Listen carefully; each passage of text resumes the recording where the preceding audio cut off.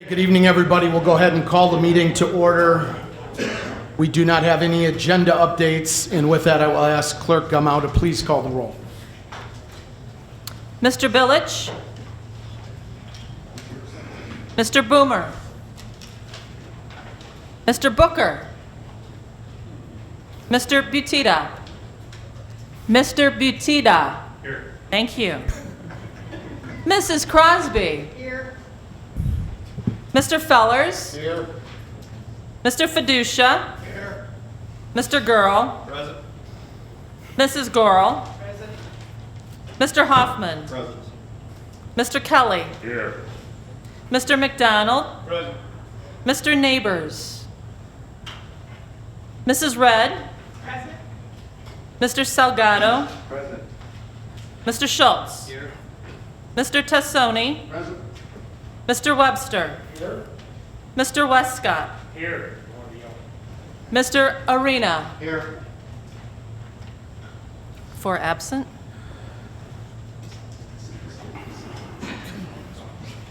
Thank you very much, Clerk Gumau. With that, I will ask everybody to stand for the invocation and pledge and turn things over to Mr. Webster. Mr. Webster. Thank you. Dear Lord, we're standing before you here tonight, praying for your guidance and wisdom. Please shed your guiding light on us as we do the work of the people. We ask for your help in guiding us to make the decisions in the best interest of the citizens of Winnebago County. Amen. I pledge allegiance to the flag of the United States of America and to the republic for which it stands, one nation, under God, indivisible, with liberty and justice for all.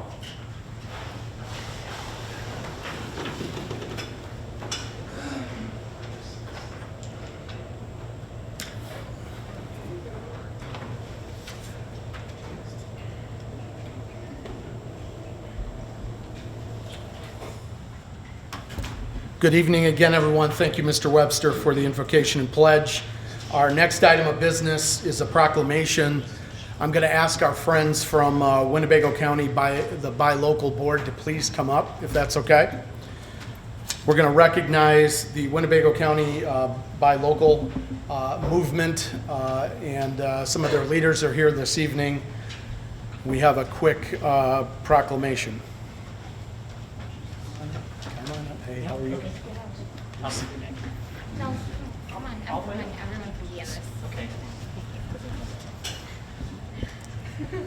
Proclamation in recognition of Winnebago County Buy Local Month. Whereas there are many registered businesses in Winnebago County that provide employment for residents, creating jobs for a large portion of our local population. And whereas buying local is an investment which supports local families, and for every $100 spent at a locally owned business, nearly half of that money goes back into our community. And whereas buying locally grown food, locally produced products, and services from locally owned businesses can help ensure farms and businesses will continue to remain in our community for future generations. Whereas shopping locally is a conscious choice that moves Winnebago County towards self-sustainability and helps reduce our carbon footprint by reducing the packaging and fuel required to ship products from afar. Whereas businesses are key partners in helping our community remain viable and regularly support local charities and other organizations. Now therefore be it resolved, I, Frank Haney, Chairman of the Winnebago County Board, do proclaim August 2019 Winnebago County Buy Local Month throughout Winnebago County and urge all citizens to recognize the economic, environmental, and social benefits of supporting our community by buying locally. If we could give them a hand, please.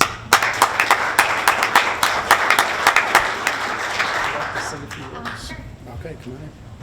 Thank you so much to our local government for giving us this proclamation today. 9 years ago when we started this, we had no idea just how connected it would make our local businesses and just how connected it would bring our community to our local businesses. And now 9 years later, obviously next year is going to be a very special year, but we celebrate every year. And 9 years later, you know, with over 350 local business owners in this organization, it's clear that local businesses should never be underestimated and that we're all willing to help each other succeed and grow in this community. So we really thank the local government for giving us this proclamation and giving us that recognition. It's really, really helpful, and we just really appreciate it. Thank you.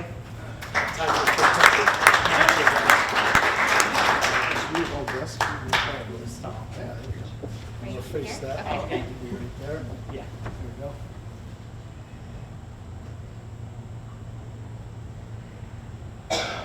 Thank you. Thank you so very much. much. Good to Thank see you. you. Appreciate it. Good to see you. Thank you very much. Good to see you. Take care.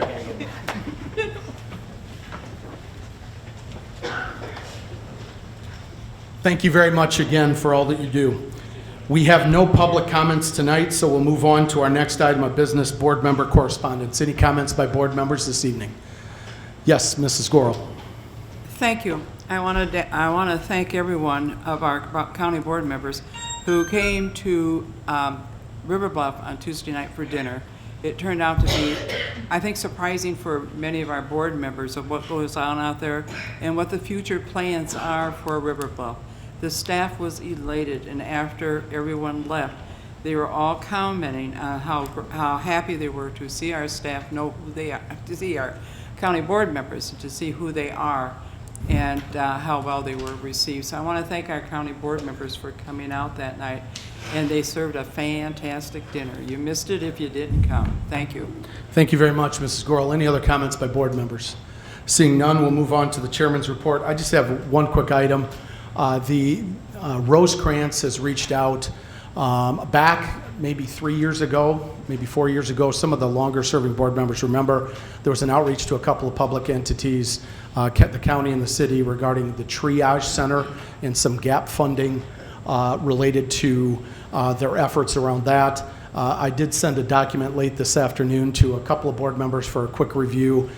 There's some discussion in the current budget discussion about external prevention rehabilitation programs, and I would just like to get that. I'll get that out to the whole board here tomorrow, but I wanted to get to our finance and public safety chair something to look at that came from Rosecrans. The request is in the range of $85,000 for an annual gap funding request.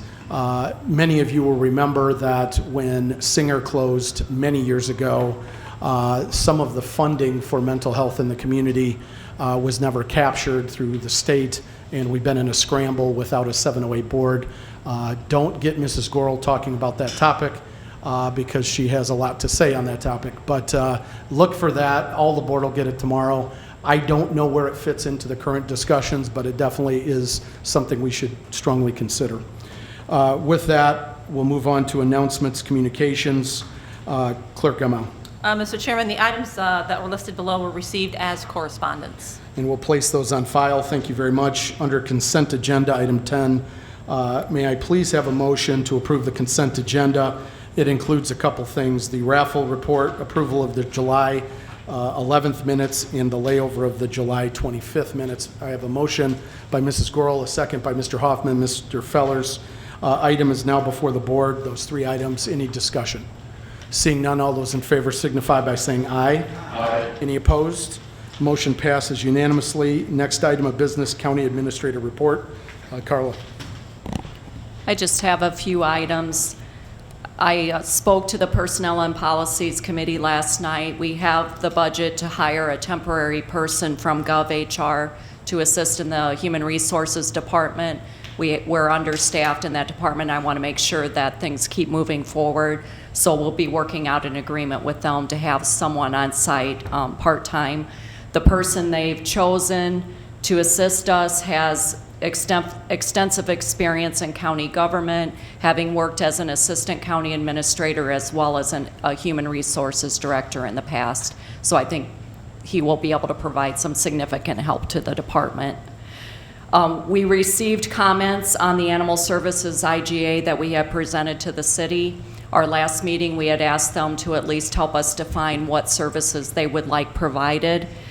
I've met with the Animal Services Administrator and the Assistant State's Attorney. We gathered our responses to that, and I hope to be sending that off to them next week and then potentially having a meeting to finalize that IGA.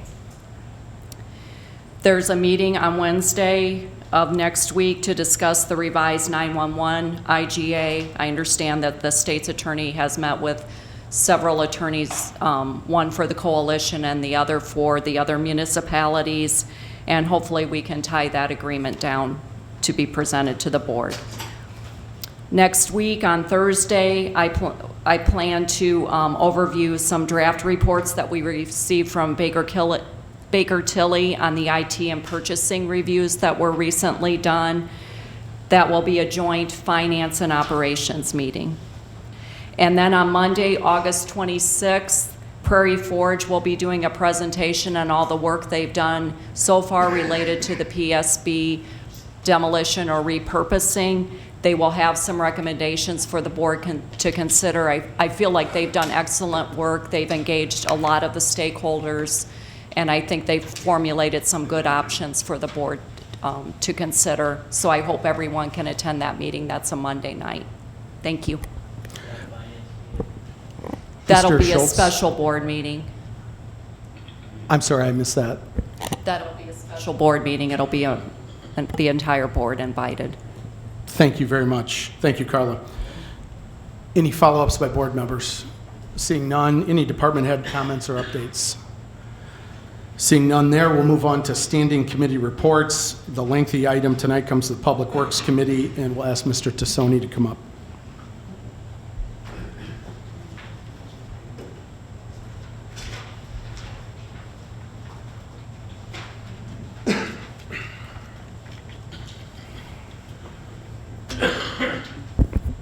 Thank you, Mr. Chairman. Public Works Committee brings forth 3 resolutions this evening. First item on the agenda is a resolution authorizing the extension of the execution of an amendment to extend a license agreement with the Illinois Department of Natural Resources for the extension of the Perryville Road bike path through Rock Cut State Park. I would so move and like to speak to it. Got a motion by Mr. Tassoni on 19020, the resolution authorizing the execution of the amendment to extend license agreement with the Illinois Department of Natural Resources for the extension of the Perryville Road path through Rock Cut State Park. May I have a second? Mr. Webster, Mr. Petita, and Mr. Gurl. Item is now before the board, and I'll go back to Mr. Tassoni first. Thank you, Chairman. This is an extension of an agreement with the DNR out there. I think it was in existence since 2001. There's no dollars involved with the license agreement, but within the next 1 to 3 years, we will be extending a bike path out in that area. It's an 80-20 match with ITEP funds. Any discussion by board members or follow-up questions? Seeing none, oh, I'm sorry, Mr. Arena. Thank you, Mr. Chairman. So the dollar amount in this of $984,000 is all dedicated to doing bike paths eventually? I believe it's, and for that bike path itself, that is our transportation and enhancement program funds. Our portion is 247, their portion is 9-something there. Just for that length For from that stretch, 173? Yeah, from Hart Road to 173 throughout Rock Cut State Park. And if Mr. Vandorf would like to add to that. Joe? Thank you, Mr. Chairman. The section that goes through the IDNR property is from Hart Road to 173. The bike path itself will go from Hart Road all the way up to Willowbrook Lane. And so that's the section we applied for. So the $1.2 million project, of which we paid $247,000 for, goes all the way up to Willowbrook Lane. That is the first section. And if I could just take a minute so you understand what's going on here is we intend to take it to the Stonebridge Trail, but we were not awarded a project big enough for that. So they asked us to keep it about $1 million, which we did. When it gets to the Stonebridge Trail, then the elected representatives in that area intend to take it all the way up to Beloit, Wisconsin, and connect onto the Ice Age Trail at some point in the future. All right, thank you. And then one other Serena. point to make. There's a typo in here. In the second paragraph, it says Route 73 instead of 173. I don't know if that's, you know. We could administratively amend that. Okay. Thank you, Mr. Arena. Mrs. Gorel. Joe, I want to thank you. Thank you, Chairman. Joe, I want to thank you for that. That has been in the making probably for about 15 years because, as I recall, the village of Roscoe stopped that from going through there because of the bridge. So it's nice to know that you're finally getting that going all the way up to South Beloit, or Beloit. Thank you. Long time. Thank you, Mrs. Gorel. Any other comments on this item, which under Public Works, item 2-19020? Seeing none, all those in favor signify by saying aye. Aye. Any opposed? Motion passes unanimously. Thank you very much, Mr. Tassoni. Thank you, Chairman. Next item is a resolution 19-021. It's a resolution authorizing the execution of a local public agency agreement for federal participation for guardrail improvements at various locations throughout the county, and I would so move. We got a motion by Mr. Tassoni on 19021, a resolution authorizing the execution of a local public agency agreement for the federal participation for guardrail improvements at various locations throughout the county, and a second by Mr. Webster, second by Mr. Kelly. Thank you very much. Any discussion by board members on item 3? Mrs. Redd. Can you tell me in District 18 what guardrails will be replaced or repaired? I'd refer to Mr. Vanderwerf. I don't know if they've been identified yet, but this has just been ongoing throughout the entire county. Joe. I'm sorry. Well, thank you, Mr. Chairman. I'm sorry, I didn't quite hear the question. Mrs. Redd. Excuse me. Which guardrails will be replaced or repaired in District 18? The locations are scattered throughout the county, and I don't have them memorized, but I can call you tomorrow and let you know. Okay, All right. thank you. Is there just a master list of the various places in the county? Is that in one central document, or is that not in one central document?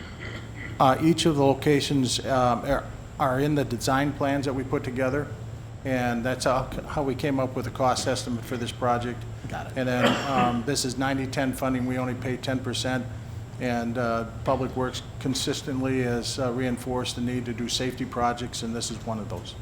Thank you. If it's not centrally, if there's not a master list, I won't ask you to put one together, but you'll get a hold of Mrs. Redd. Thank you very much. Any other questions by board members? Seeing none, the item is number 3 under Public Works. All those in favor signify by saying aye. Aye. Are there any opposed? Motion passes unanimously. Thank you very much. Mr. Tassoni. Thank you, Chairman. Next item on the agenda is a resolution 19-022. It's a resolution authorizing the execution of a preliminary engineering services agreement with Fair Graham to provide right-of-way and other land surveying services for Old River Road from Illinois Route 75 to Roscoe Road. I would so move and also like to speak to it. Thank you, Mr. Tassoni. We've got a motion by Mr. Tassoni on 19022, the resolution authorizing the execution of a preliminary engineering service agreement with Fair Graham to provide right-of-way and other land surveying services for Old River Road from Illinois Route 75 to Roscoe Road. May I have a second, please? Second, Mr. Girl. Thank you very much, and Mrs. Crosby. Any discussion on this? I'll go back to Mr. Tassoni first. Thank you, Chairman. This is just a section of roadway there from Roscoe Road to Illinois 75, and we expect completion maybe in approximately 3 years, and the ownership will be turned over to the Village of Rockton when completed. Thank you, Mr. Tassoni. Any other follow-up by board members? Seeing none, all those in favor signify by saying aye. Aye. Any opposed? Motion passes unanimously. Thank you very much. Thank you, Chairman. Chairman, can we recognize that Mr. Village is now? And we'll recognize Mr. Village joined the meeting just moments ago. Next item of business, Personnel and Policy Committee, Mr. Fiducia.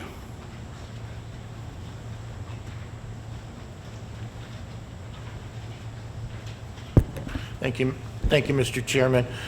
We have 3 items to bring before the board tonight. The first item is a reconsideration, and that's amending ordinance section 2-123 of the County Code of Ordinances. It has to do with the appointment and dismissal of the administrator, and I so move.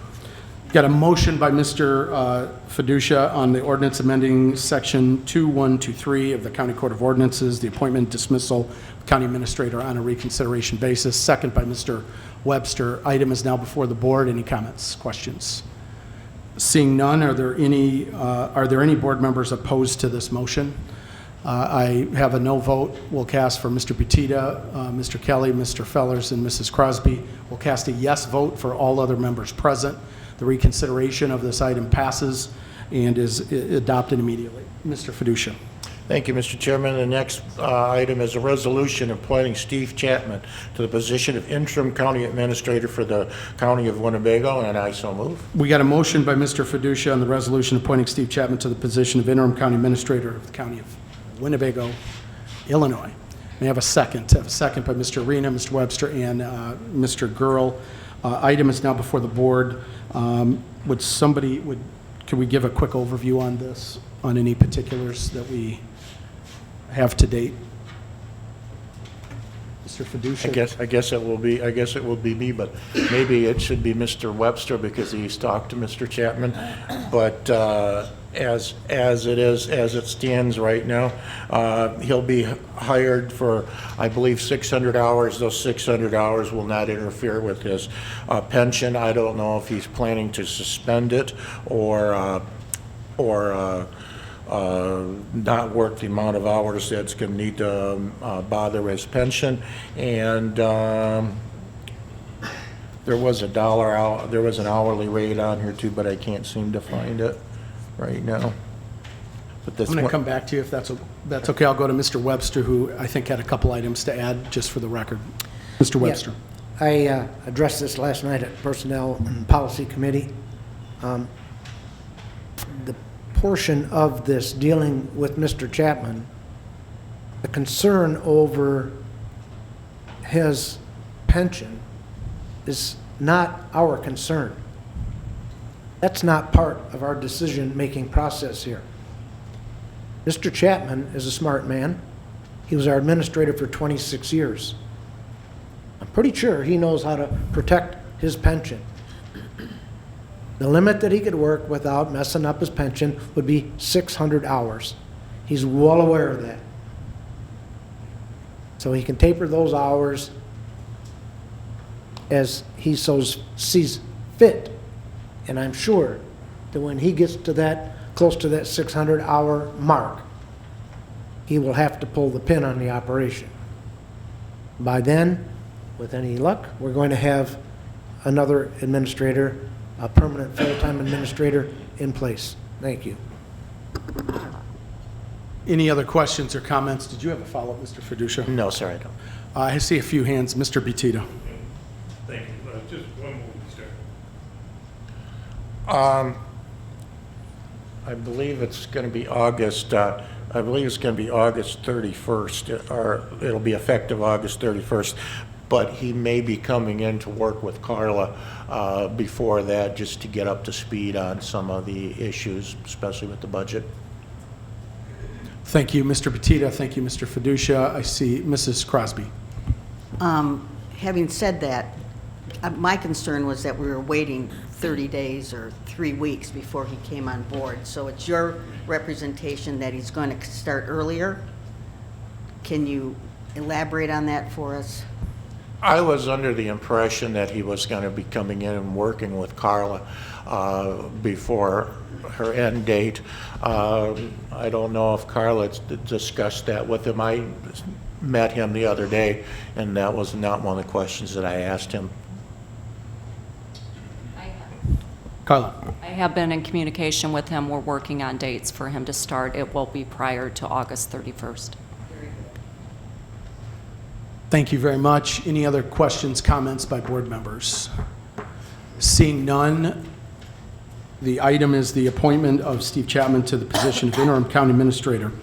All those in favor signify by saying aye. Aye. Are there any opposed? Motion passes unanimously. Thank you very much. Mr. Fiducia. Thank you, Mr. Chairman. The last item is an ordinance sent for the final reading, and that's an ordinance creating sections 2, Article 3, Division 7, and that would be for the formation of a Chief Human Resources Officer, and I so move. We got a motion by Mr. Fiducia on the reconsideration of ordinance creating sections of Chapter 2, Article 3, Division 7, the Chief Human Resource Officer creation in the County Code of Ordinances. We have a motion by Mr. Fiducia, a second by Mrs. Gorel. Any comments or questions by board members on this reconsideration item? Seeing none, are there any board members who are opposed to this motion? Please indicate with a hand raised. Mr. Fellers, Mr. Kelly, Mrs. Crosby. Thank you very much. The yes votes will be cast for all other members present. Motion to reconsider passes, and we've adopted that immediately. Thank you very much, Mr. Fiducia. Thank you, Mr. Chairman. That concludes our report. Thank you very much. Next item of business, Finance Committee, Mr. Salgado.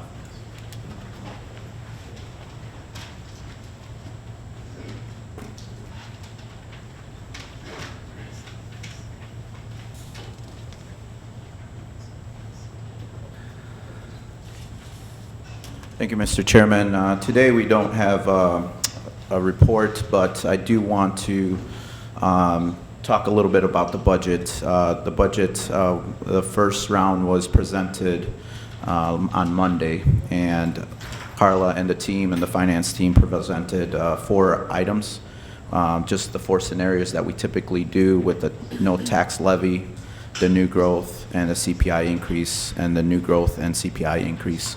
I don't know if we have the projection of the file, the PDF file.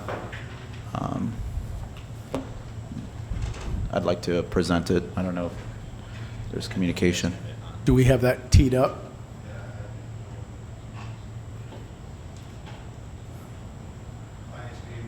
Yep. There we go. All right, so real quickly, this was the packet that was sent out to you guys. I just want to you guys to kind of take a quick look at it and kind of go through the scenarios real quickly, so everybody kind of gets a first glance of what this is about.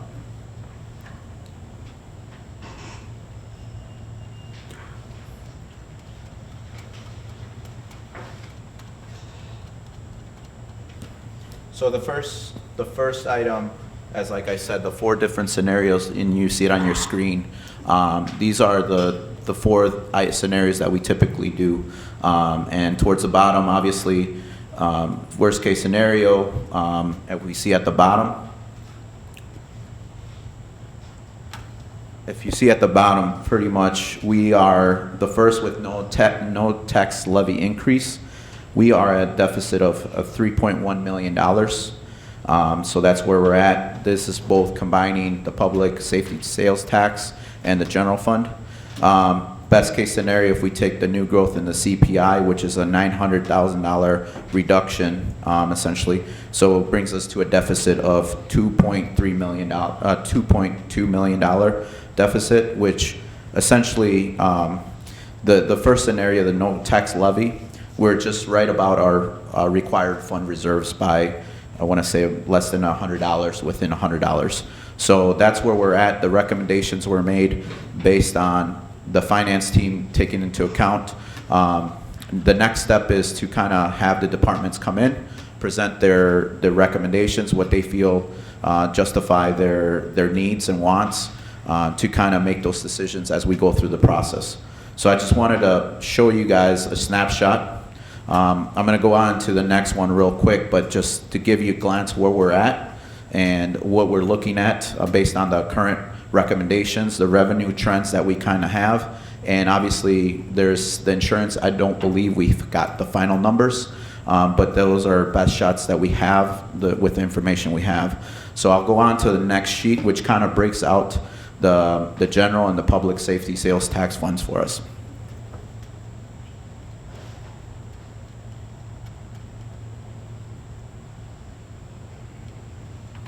So the first on your left column is the general fund, and then on the right-hand side is the PSST fund.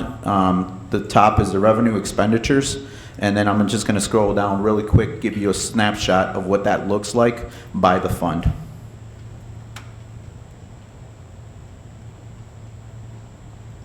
So obviously the column 2 for the general, as reflected, if we look at it, we actually have a surplus of $3.1 million to around that figure for our, our ending balance, obviously, as a surplus. If you look at the PSST, based on our current projections and our estimates and projections for that, they would be looking at a $6.1 million deficit. So if you combine all those, it comes into about $2.9 $1 million deficit, and that is the scenario. If we look back, that would be the scenario 2. which is the new growth increase only. So if we look back, that's essentially where that deficit would be, and it would put us, like I said, about $90 above $90,000 above where we should be on our reserves for that. So that just gives you a snapshot where we're at with the recommendations that the finance team had kind of looked at with the revenue projections and expenditures. Like I said, hopefully in the next week or so, we'll be setting up appointments to kind of sit down with the department so they can give their presentations, their wants, their needs. That's what's something that has been described for that. So I just want to give you a snapshot so everybody's aware, and if anybody should have got the email, please review that, and if you have questions, please reach out to us. There was good discussion about what do we do, which direction do we go, whether it's the CPI, whether it's new growth, whether it's additional referendums we do to potentially do sales tax increases of that sort. There was a lot of discussion on that, but it's something that we need to look into. Chairman, I defer back to you. I think there was a couple questions. Just a quick follow-up, and then I see Mr. Schultz's hand went up as well. Is there any update on the capital side of the discussion? Carla, is there any discussion, presentation on the capital? We'll be bringing that forward in probably next week or the week after. So in the near future. Thank you very much. I saw Mr. Schultz's hand up first, and then Mr. Fellers. Mr. Schultz. Thank you, Mr. Chairman. If you scroll back down again and show the bottom line numbers on this, it's not going to just be me that sees that the public safety tax with this approach has a negative fund balance based on what we have baked into the process so far. There's a couple of comments, just very briefly. One is, I think it's untenable to have a plan where we're going to have a negative fund balance, much less not have the required fund balance. And we have historically moved money between the public safety tax fund and the general fund, more often than not moving it from general to public safety to cover deficits. So my encouragement would be that in the process we plan on a required fund balance that matches up with that $8.6 million. That's supposedly our required balance. And that means obviously that we would take that from the general fund balance. And then the follow-up comment would just be that my concern is if we're having the department come in and present on the basis of a deficit budget, 3.1, or in this case, if we take the new growth, basically $3 million, that we've baked into the process failure before we've even started. And so I would at least encourage the chairman, Salgado, and county administrator, and in subsequent conversations with Mr. Chapman, that we not have that be the starting point. Instead, that we start with a balanced budget and have the conversations around that. Otherwise, we know how this works. We've seen it historically. By the time we get to the presentation of the budget, it's too late for us to make substantive changes. So I'd prefer that we build success rather than failure on the front end, and that would be my request. Thank you. Thank you, Mr. Schultz. Mr. Fellers. Thank you, Mr. Chairman. Mr. Salgado, have you requested an example of what a balanced budget would look like that does not dip into any of the funds? I have not. I have not, in the aspect of, the finance team kind of did their trends analysis and kind of looked at their budgets and what departments, if I'm not mistaken, Ms. Pascal, if I'm not mistaken, department heads made their recommendations and based on... Any other comments by board members? Seeing none, thank you very much, Mr. Salgado. Yep. Anything else to add? No, that concludes our report, and like I said, we'll be following up with departments and trying to look at what the next scenario is going to be looking like. Thank you very much. Next item of business, Zoning Committee. Mr. Webster. Thank you, Chairman. Zoning Committee has no report. Thank you very much. Next item of business, Economic Development Committee, Mr. Billich. Thank you, Mr. Chairman. We also have no report. I just want to thank Mr. Billich for a good conversation this week on a couple catch-up items. Just want to make sure that we're aware of things that are maybe got quiet for some time and he's done a nice job picking them up and running with them. There's a discussion about enterprise zone, discussion about Project E, otherwise known as Estwing at this point. And then there was one other item that I believe you were working on, and it's escaping me at this point, but I do appreciate the communication. Next item of business, Operations Administrative Committee, Mr. McDonald. Thank you, Chairman. We have no report. Thank you very much, Mr. McDonald. Public Safety Committee, Mr. Booker is absent, but I'll go to Mrs. Red. Thank you, Chairman. We have no report. Thank you. Unfinished business, just wanted to, again, just point out the trustee program that has been reviewed is ready to go to the Operations Committee and I believe Finance. I'm not sure, however you guys want to do that, but the recommendation is ready. And I know there was a meeting that got canceled with a discussion on it. And I'm getting calls from folks who have followed this. What's the update? What's the update? So as we are ready to put that on a committee agenda, please let me know so I can communicate that going forward. I'll go to Mr. McDonald first, then I got Mr. Fellers, if that's okay. Mr. McDonald. Thank you, Mr. Chairman. There's several board members I think are doing terrific work on this trustee thing. Ms. Gurl, Mr. Arena, Mr. Salgado. A lot of people are looking at a lot of different options, more than just what's presented first in this original thing with the Regional Planning Council. There's some terrific ideas from everybody I've spoke with. All their ideas revolve around any revenues generated from this goes back into to mowing grass to keep the areas looking terrific. But I know, Mr. Arena, you've done a lot of work. Ms. Goro, if anybody wants to jump in and talk about some of the things you've been doing behind the scenes with state legislators to see about maybe changing the way we do things in Illinois to benefit us, feel free to jump in there. Anyone want to add anything? Mr. Arena. Thank you, Mr. Chairman. Ms. Gorel and I did meet with Representative West and Senator Stottleman on the issue that we had addressed here before regarding sales in error, which is related to an extent with what happens in the trustee program, because those properties that go through a sale in error can become owned by the trustee program. But separate from that, what I think we need to do is prioritize the properties that we already own in the trustee program, 600 properties that are languishing there, partly, some of them are just, don't have a market value. Others are caught up in issues related to the city of Rockford and them waiving their liens. I think before we enter into an agreement for a new trustee program, we have to resolve that issue on how we get rid of property that we already own. Part of what we're doing here is taking on an obligation to take care of property. So we have these 600 properties. We can't own them forever. We have to have a way to get rid of them. And that should definitely at least be clear on how that happens before we enter into a new agreement. Thank you. So that'll be an issue discussed when we have a committee meeting to discuss the overall topic of the trustee program. Thank you very much, Mrs. Gorel. Then I have Mr. Fellers in a roundabout way there. Sorry. He covered it. Okay, Mr. Fellers. Sorry about that. Thank you, Mr. Chairman. When is our drop dead deadline for having a new agent in place?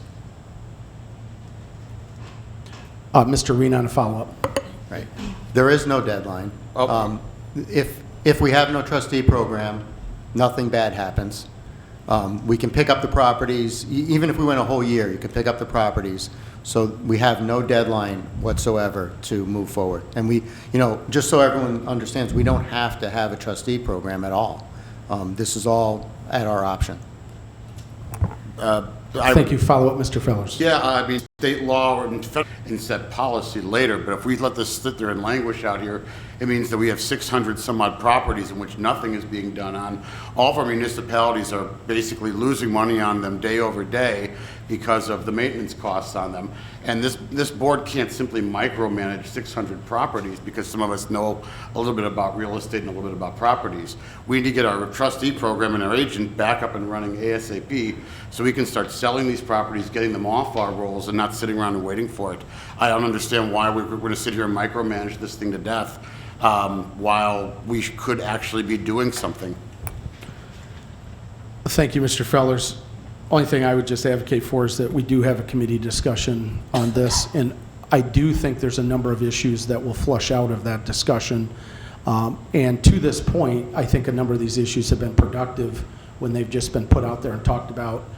If there's a concern, I think we err on the side of the discussion in committee, so it doesn't dissolve, in a dark corner or maybe get off kilter in the full board meeting. I think that the idea of waiting indefinitely, I think there's a whole lot of partners who would discourage a lethargic approach. And I hope we can get that to a committee for discussion. I think it'll be productive, and I think we'll come to a point where we have a lot of happy board members with the outcome, whatever that may be. Follow up, Mr. Arena. Thank you, Mr. Chairman. I'd just like to say that Mr. Fellers and I have a enormous difference in our understanding of the circumstances, and I would encourage him to attend the committee meetings, because I think how I understand the program and how he understands the program are very different. Thank you. Thank you, Mr. Arena. Any other follow-up by board members? Oh, State's Attorney. Thank you, Mr. Chairman. I would like to inform the board members that Mr. Emmert in my office has been working closely with Mr. Arena in going through the proposals that were submitted by RPC-1. There have been 2 proposals that have been submitted. Mr. Emmert has gone through those. He has outlined and highlighted concerns that I have and that he has, and we have discussed those. My understanding is you should have received some information on these 2 contracts that have been submitted. If you have not, just let me know, but my understanding is there was supposed to be sent out to all of the board members, I believe, last week. So if you haven't received that, I'll make sure that that comes out. I know that Mr. Emmert has also been in discussions with the chairman and has met with him regarding those agreements as well. So I just wanted to provide that additional information to all of you. And you want to make sure that you understand what you're signing. As we know, we've had some agreements that have been signed, and there have been some concerns later on. So my goal as your legal advisor is to make sure you understand all the facets of the agreement, and then collectively you and the chairman decide how you want to proceed on this project. Thank you, Mr. Chairman. Just to follow up, I think the State Attorney makes an excellent point. Mr. Emmert made it very clear to me that the recommendation that is coming to the Operations Committee is absolutely within legal bounds. He made that abundantly clear. He has some policy points of view, and I think there's a number of policy points of view that may converge. They may be different. We've welcomed Mr. Emmert to the discussion, and he'd be welcome in a committee discussion as well. He's been doing this for a long time and has a good knowledge base as well. But he made it very clear to me multiple times that he has no legal concerns about this. He has policy points of view in much the same manner that maybe Mr. Fellers, Mr. Arena, and Mrs. Gorel and myself and a number of others may have policy points of view. That is my very clear understanding from Mr. Emmert, who has repeated that to me at least 10 times, and I made him repeat it a 10th time, so there was no chance of a misunderstanding. Just follow up. Yes, just for clarification, there was something in the agreement, I don't know if it was the first draft or the second draft, that had some legal issues that was removed, I believed, after Mr. Emmert gave the input from the legal perspective, the State's Attorney's Office. And there were some other concerns as well regarding terms used in the agreement. For example, there was a term used to the most responsible buyer. Obviously, that could be interpreted to sanitize buyers, and obviously you are Winnebago County, so if these properties are to be available for sale, they have to be available and advertised to anyone who could buy them. So there were some terms that I found were inappropriate in that agreement, and so my understanding is Mr. Comments on this item? Thank you very much. We'll move on to our next thing. Any new business by board members? Mr. Salgado. Yes, still unfinished business. Sorry, Mr. Chairman. I forgot to mention this. We passed the ordinance essentially our county board meeting, and it was approved by the finance, and this is regarding an investigation that was done, legal fees for $49,500. It looks like it hasn't been signed, and we need to give an answer to the attorneys because they're asking for obviously the money to be paid to them, and since the investigation now has been closed. So I urge you, Chairman, if you have any questions regarding this, please contact the state's attorney's office so they can get direction and kind of let them know where we're at on this, because they're waiting for payment on this, and it needs to get approved. It got approved both by the finance and the county board. So I just want to bring it up and just let you know that we need to get that going. Thank you. I apologize if that is somehow lost, because I think I did sign that when I was back, because I was back last Monday. I believe that has been put through, but let me double check tomorrow. I'll confirm in an email to you. Appreciate it. Thank you. Yes. And if I'm mistaken on that, I'll confirm that as well. I see a couple hands go up. Mr. Fellers. Just a quick question, Mr. Salgado, do you happen to remember when that was passed? The last meeting? I don't recall if it was the last meeting or not. I'm trying to remember. I would assume yes, that it was our last county board meeting. It was not officially reconsidered, so it automatically becomes passed July 18th. without any motion to reconsider by myself. So that's where that would stand. Let me look tomorrow. I believe that was pushed through, though. Yeah, it was supposed to lay over on the 25th, but we voted on that. We suspended the rules because it was unanimous, and we voted on it. Okay. Thank you very much, Mr. Salgado. I see a puzzled look by Mr. Butita, and then Mr. Webster. Mr. Butita is okay, Mr. Webster. Oh. I'm going to have you grab the microphone, sir. I'm sorry. I didn't think we had addressed it. We did. Thank you. I will take a look and follow up with you, Mr. Salgado. Any other questions or comments? Yes, Mr. Webster. Yeah, pardon me for asking, but, you know, I don't serve in the finance. Bring me up to speed. What are you spending $49,000 for? Are we spending? Mr. Salgado? Would you like me to? I can address it if you want me to.